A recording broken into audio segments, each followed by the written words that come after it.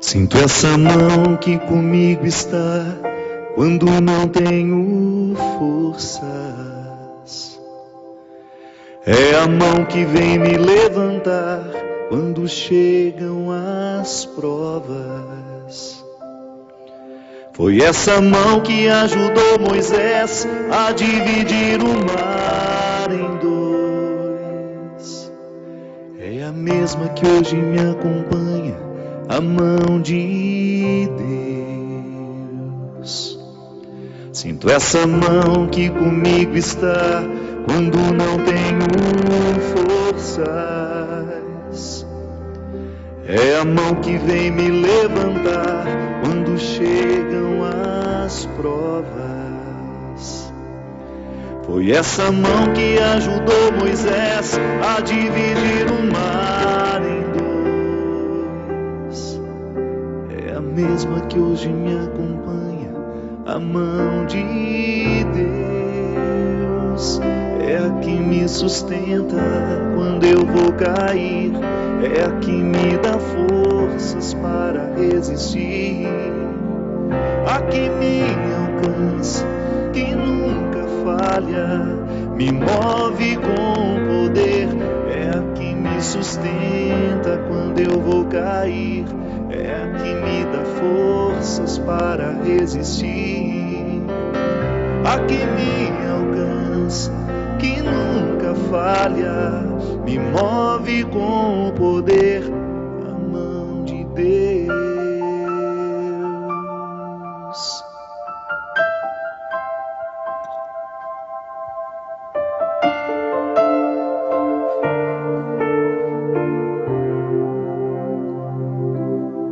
Sinto essa mão que comigo está quando não tenho forças. É a mão que vem me levantar quando chegam as provas. Foi essa mão que ajudou Moisés a dividir o mar em dois. É a mesma que hoje me acompanha, a mão de Deus.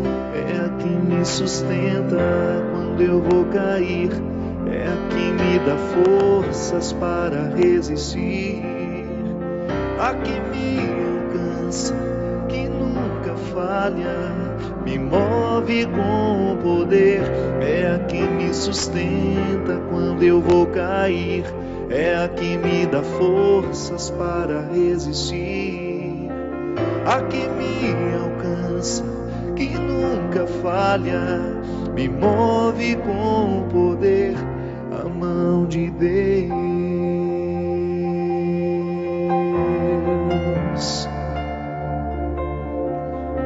Oh, a mão de Deus. O Senhor é meu pastor, nada me falta. Ele me faz deitar em verdes pastagens. Às águas do repouso me conduz e Ele me reanima. Pelos bons caminhos me conduz, para a honra do seu nome. Mesmo se eu andar por um vale de sombra e de morte, não receio mal algum, pois Ele está comigo. Teu bastão e teu cajado me dão segurança. Diante de mim fazes servir uma mesa em face dos meus adversários. Perfuma minha cabeça com óleo e minha taça é inebriante. Sim, felicidade e fidelidade me acompanham todos os dias da minha vida e retornarei à casa do Senhor para longos dias. É a que me sustenta quando eu vou cair, é a que me dá forças para resistir, a que me alcança, que nunca falha, me move com poder, é a que me sustenta quando eu vou cair, é a que me dá forças para resistir, a que me alcança, que nunca falha, me move com poder, a mão de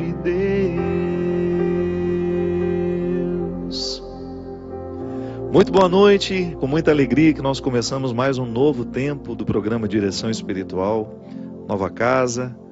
A gente teve a oportunidade de ficar desde o início do ano, sendo atendido pela nossa querida Carla Carvalho, nos recebendo na sua casa aqui em Cachoeira Paulista, de onde a gente podia fazer as transmissões ao vivo e gravadas do programa Direção Espiritual.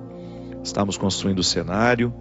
Foi um projeto que foi desenvolvido desde o ano passado pelo Zeca Ratu, que é um dos maiores cenógrafos do Brasil, mas como tinha muito trabalho e a gente também numa correria muito grande, sem condições de acompanhar, a gente acabou tendo esse atraso muito grande. Mas graças a Deus já estamos aqui, hoje com o Christian bem acomodado, né, Christian? Muito bem agora, com toda a dignidade que ele merece. Só a nossa mesinha azul que ainda não está boa, essa azul está muito feinha aqui, nós vamos mudar. A gente levou até um susto na hora que viu esse azul. Próximo programa, não, que a gente já gravou aqui um antes, viu? A gente só trocou o blazer. O programa da semana que vem já está prontinho, mas a gente vai fazer os últimos ajustes, é assim mesmo, né? Toda vez que a gente põe um cenário novo no ar, que a gente vai percebendo o que vai funcionar, o que não. Mas a gente está muito feliz por inaugurar não um novo cenário. Aliás, a gente levou um prejuízo, porque ao sair da casa da Carla, a gente perdeu a janta que tinha no intervalo. Então a gente ganhou o cenário novo, mas perdemos a janta. E está todo mundo aqui muito tristonho, porque a gente já gravou um e estamos com fome nesse momento ao vivo para todo o Brasil. Bastante famintos, todos os câmeras sem muitas condições de trabalho. Então a gente levou um prejuízo muito grande ao abrir mão daquele lugar tão aconchegante, né, Christian? Para a gente estar aqui hoje, inaugurando esse novo cenário, com esse prejuízo alimentar, mas muito felizes por ter a oportunidade de levar o nosso coração, mais uma vez, de entrar em comunhão com o seu coração, porque é assim que funciona o programa Direção Espiritual. Nós não temos fórmulas prontas, a gente não inventa histórias aqui, a gente sempre trabalha, a gente sempre reflete a partir da vida que nos é enviada. E a partir dessa comunhão, a gente estabelece uma amizade. Já são muitos anos aqui, agradeço muito a Canção Nova, agradecemos a Sony Music, que foi quem nos presenteou com esse cenário, quem nos deu a oportunidade de ter um novo lugar, né, para a gente poder fazer o programa Direção Espiritual chegar ao seu coração, com uma luz bonita, com um cenário bonito, é o nosso desejo. Mas muito mais que isso, eu não me iludo, sempre disse isso aqui, sempre digo isso nos bastidores também.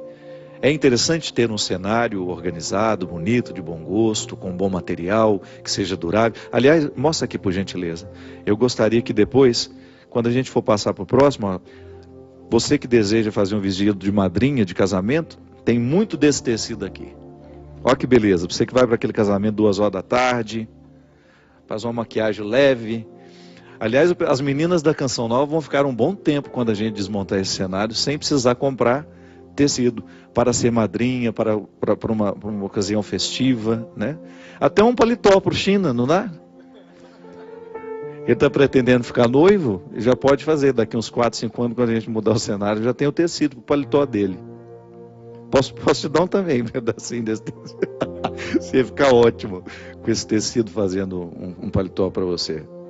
Mas eu sempre digo, minha gente, que o mais importante é a oportunidade de nós estarmos juntos. Tanto é que quando nós tivemos o problema de não ter aonde fazer o programa, eu falei, olha, eu tenho certeza que o povo que me acompanha não fica prestando muita atenção. Claro, é interessante a gente ver um lugar bonito. E a casa da Carla era um lugar muito aconchegante, muito bonito. Mas eu tenho certeza que vocês estavam muito mais interessados era no nosso encontro. Ainda que a gente tivesse só uma parede branca de fundo e a gente pudesse continuar os nossos encontros toda quarta-feira, já teria valido a pena. E por isso eu me sinto tão confortável em estar aqui hoje, em ter a oportunidade de dar esse passo novo, nesse novo tempo do programa Direção Espiritual, por receber a sua confiança. Para mim, de tudo aquilo que eu faço como padre, o programa Direção Espiritual é o que eu considero de mais importante. Não que a minha vida sacramental não seja importante, eu estou falando da minha vida como pregador. O mais importante do meu trabalho como padre é a Eucaristia que eu posso celebrar, é o batizado que eu faço, é o casamento que eu presencio em nome da igreja. o que é de mais sagrado que eu posso viver como padre é a minha vida sacramental. Eu falo da minha vida pública, de tudo aquilo que eu posso fazer como padre, como escritor, como cantor, como homem que trabalha com arte. O programa de direção espiritual é a minha primeira missão. E eu fico muito honrado de estar aqui dando continuidade, de receber esse carinho tão grande por onde eu vou, por saber que o programa de direção espiritual faz parte da vida de muita gente, que nós entramos na história de muita gente e que esta comunhão estabelecida tem sido muito frutuosa. Posso dizer para você que para mim é muito frutuosa. Hoje mesmo saí de casa tão cansado mesmo. E quando chego aqui, gravei o primeiro programa, é como se Deus soprasse em mim um novo ânimo, me desse uma nova alegria. Eu renovo realmente aqui na Canção Nova as minhas forças. Sou muito grato à Canção Nova pela oportunidade de estar aqui, ao Monsenhor Jonas, a Luzia, Santiago, ao meu querido Eto, toda a administração, todo o pessoal da TV.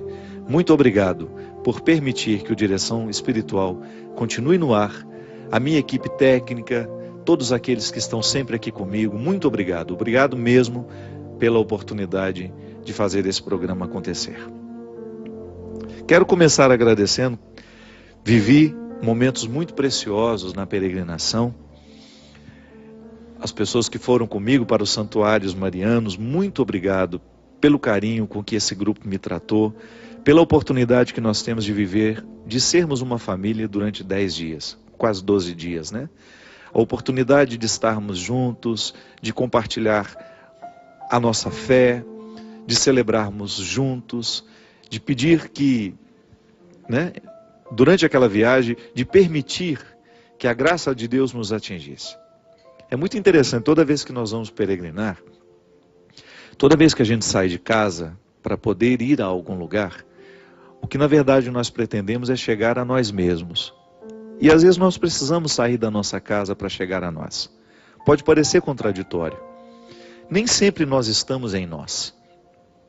Eu sou a minha casa. Parece dualista isso, né? Parece que eu posso me dividir. Não, é só para entender.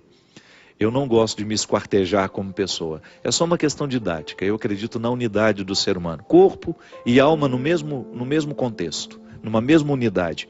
Mas às vezes para a gente entender é interessante. Essa separação é só para a gente compreender o que se passa. O meu corpo hospeda toda a dimensão espiritual da minha vida. E nem sempre eu estou em mim.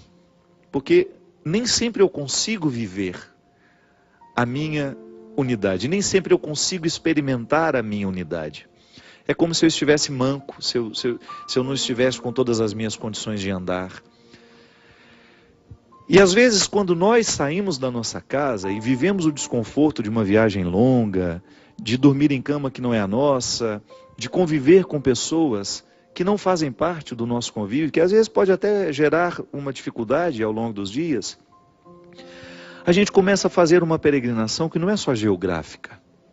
É como se a gente tivesse a oportunidade de visitar algumas regiões do nosso coração que o outro aqui nos permite.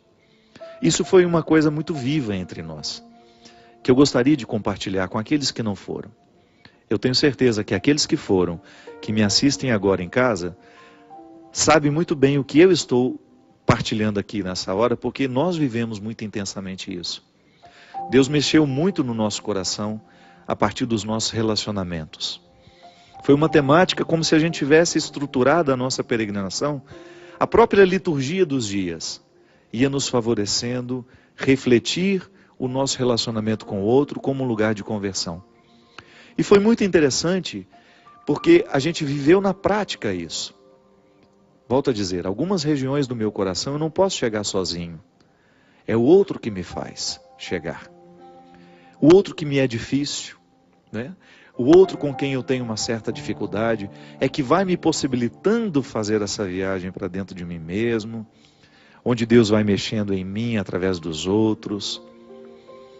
E por isso que, quando eu me disponho a fazer essa viagem, eu consigo ficar em mim. Eu me hospedo, sabe? Eu sinto a minha unidade. Aliás, é interessante a gente perceber isso. Quando nós estamos muito cansados, quando nós estamos muito estressados, o que nos ocorre? É uma sensação de estarmos quebrados, de não estarmos inteiros. A tristeza é um pouco isso. Você experimenta e sabe do que eu estou falando. Quando um acontecimento ruim lhe ocorre, quando você escuta uma coisa desagradável, quando você presencia um fato, ou então quando você está inserido dentro de um contexto muito pesado, é como se você perdesse a sua inteireza. É como se você não estivesse em você. Como se o corpo deixasse de hospedar a alma, sabe? Como se houvesse essa ruptura. Por isso que eu gosto daquela música do Lenine, né? Da paciência. Mesmo quando o corpo pede um pouco mais de calma, até quando o corpo pede um pouco mais de alma, a vida é tão rara, a vida não para. É verdade, às vezes o nosso corpo pede um pouco mais de alma. É como se nós estivéssemos vivendo só a dimensão material da vida.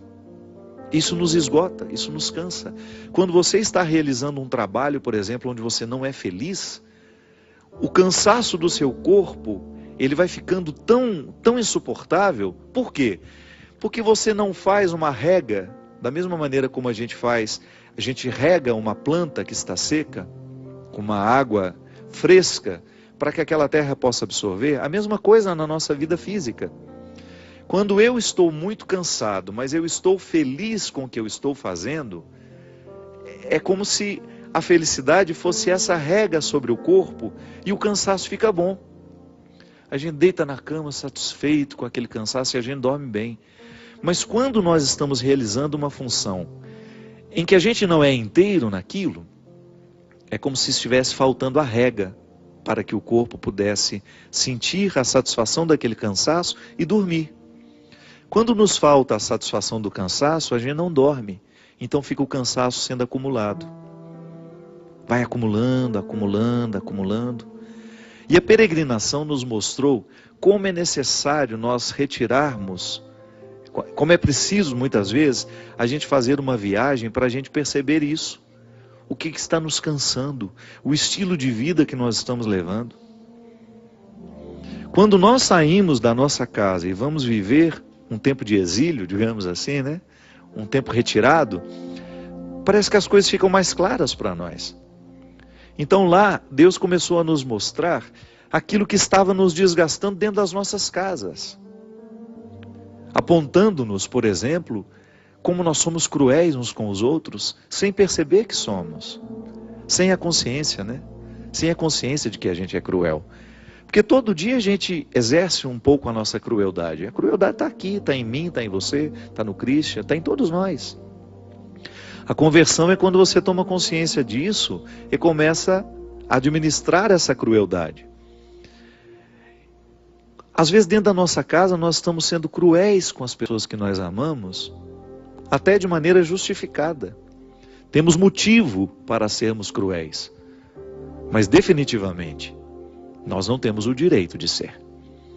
Nem tudo aquilo que nós temos, estamos legalizados, digamos assim. Temos motivos, mas nós não temos o direito. Eu tenho todo o argumento lógico para eu ser cruel com aquela pessoa, porque ela não foi competente, porque ela não correspondeu às expectativas que nós tínhamos. Mas aí quando você joga a luz do Evangelho, você percebe que você não tem o direito de exercer essa crueldade. Crueldade não combina com fraternidade. E às vezes Deus precisa nos retirar do nosso meio, nos colocar no outro meio estranho, com pessoas estranhas, para a gente ter condições de reconhecer onde é que nós somos cruéis, quais são os mecanismos da nossa crueldade. Você não foi para a peregrinação, você não teve a oportunidade de ser retirado do seu meio, mas você pode pensar sobre isso também. Quem sabe você, observando o jeito como você vive, você vai identificar aquilo que realmente está lhe cansando, aquilo que realmente está lhe empurrando para um contexto de crueldade, porque isso também está muito associado, né? Quanto mais estressado a gente está, e o estresse é justamente isso, o desconforto de não estar vivendo do jeito certo, Quanto mais estressado a gente está, maior é a nossa facilidade de ser cruel com aqueles que estão ao nosso redor. E a peregrinação foi uma bênção para nós, no sentido de nos ajudar a entender essa crueldade, de percebê-la.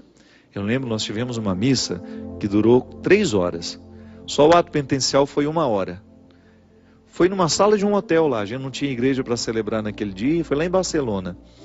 E eu fiquei impressionado de como Deus nos falou através daquele ato penitencial, onde a gente esmiuçou a nossa crueldade mesmo. Sabe quando você começa a pegar um pecado e você vai espremendo e descobrindo todos os desdobramentos daquele pecado, com atitudes muito concretas, e a gente tendo a oportunidade quase de pegar no pecado e senti-lo, como se ele fosse uma matéria. Gente, mas foi tanta libertação no coração daquelas pessoas, que algumas até adoeceram. E a gente sabe que muitas vezes, quando a gente vive uma libertação espiritual, o corpo reage, né? O corpo reage. A gente tem febre sem motivo, a gente tem uma indisposição intestinal. Sempre que nós mexemos nas questões espirituais, o nosso corpo se manifesta. Por quê? Porque nós somos um só, é um mecanismo só. Às vezes, o desarranjo físico tem causas espirituais, e naquele dia a gente experimentou isso.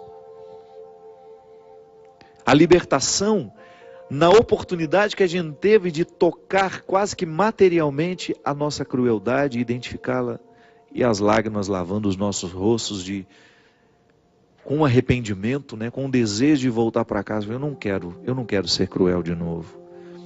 Eu não quero ser um cruel inconsciente. Mesmo quando eu estiver exercendo a crueldade, eu quero estar consciente disso para eu ter condições de cortar. Para eu ter condições de interromper aquilo que em mim é tão maléfico, tão diabólico. As nossas atitudes diabólicas.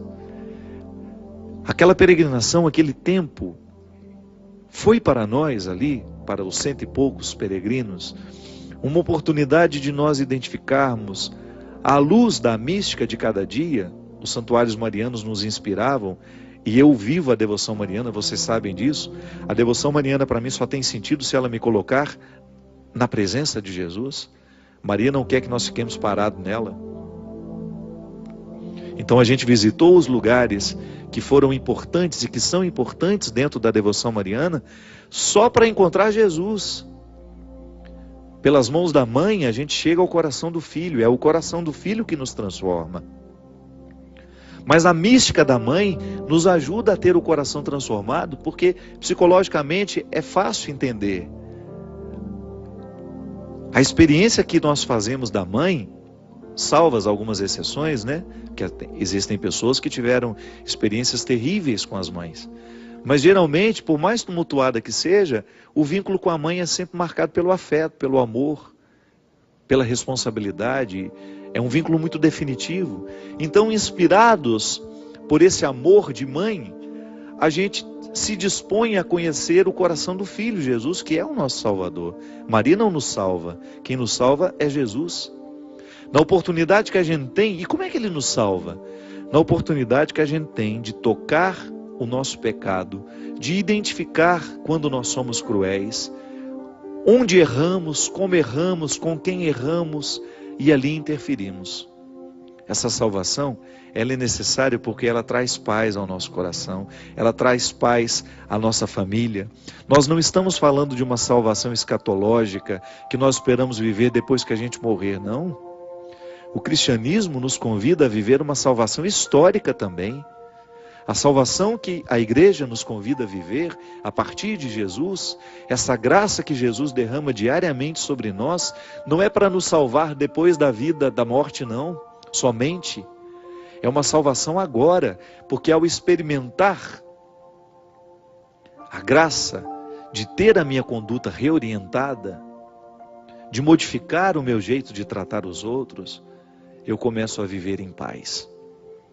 Quando eu descubro que eu sou cruel com meu irmão, com minha mãe, você com seu marido, com sua esposa, quando você percebe que você está sendo cruel e consegue quebrar o poder da crueldade, você está antecipando a salvação na sua vida.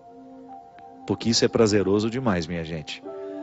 Você olhar para a vida que você está vivendo e saber que você está fazendo as coisas certas. Que você está em paz. Como é que nós sabemos que nós estamos no caminho certo?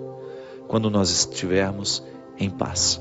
Deus nos fala através da paz. Ele nos incomoda, claro, mas sempre para que a gente tenha condições de buscar essa paz. Uma paz que nunca é definitiva. Como dizia o padre Zezinho, ela é inquieta. Eu estou sempre inquieto. Eu estou sempre buscando o melhor do meu coração. Por isso que eu não fico em paz para deitar no berço esplêndido e dormir o resto da vida. Não.